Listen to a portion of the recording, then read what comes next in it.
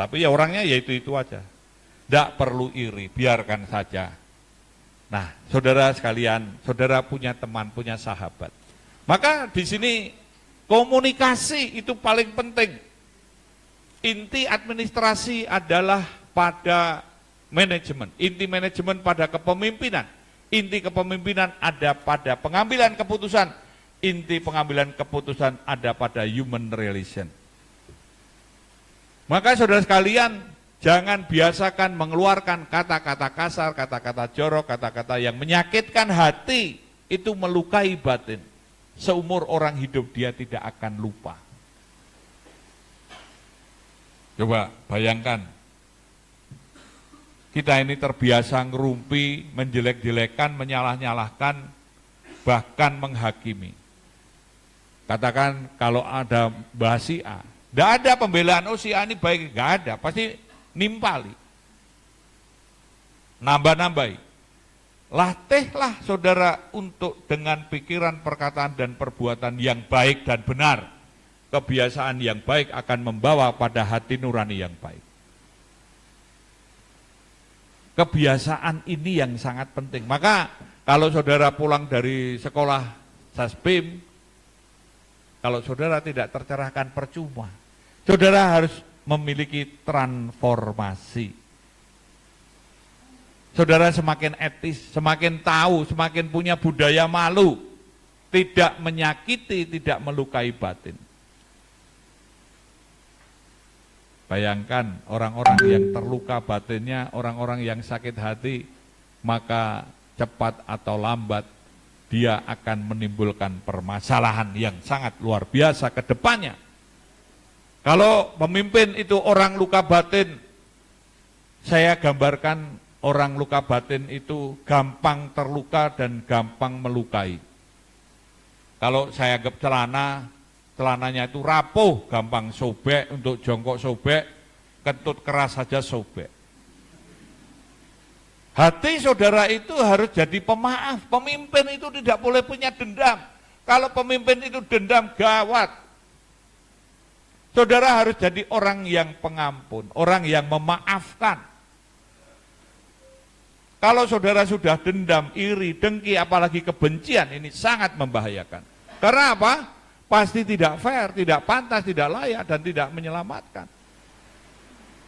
Pak, salah saya apa? Pokoknya saya nggak senang sama kamu. Wah. Birokrasi ini harus dibangun dengan birokrasi yang rasional. Artinya bisa melihat kompetensi, merit system. Jangan birokrasi yang patrimonial atau yang tidak rasional. Karena apa? Kalau itu tidak rasional maka PGPS, pinter goblok penghasilan sama, baik buruk sama saja. Jangan menjadi penjilat. Ada kemarin orang cerita lapor sama saya. Ada seorang pemimpin yang mengatakan, saya ini spesialis untuk melayani pimpinan. Saudara, bukan orang-orang yang feodal. Pemimpin itu adalah orang-orang yang merdeka, orang yang futuristik, visioner, proaktif, problem solving. Saudara bukan babu. Ya, saudara harus melayani, tapi melayani masyarakat, melayani keamanan, melayani keselamatan, melayani hukum, melayani administrasi, melayani informasi, dan melayani kemanusiaan.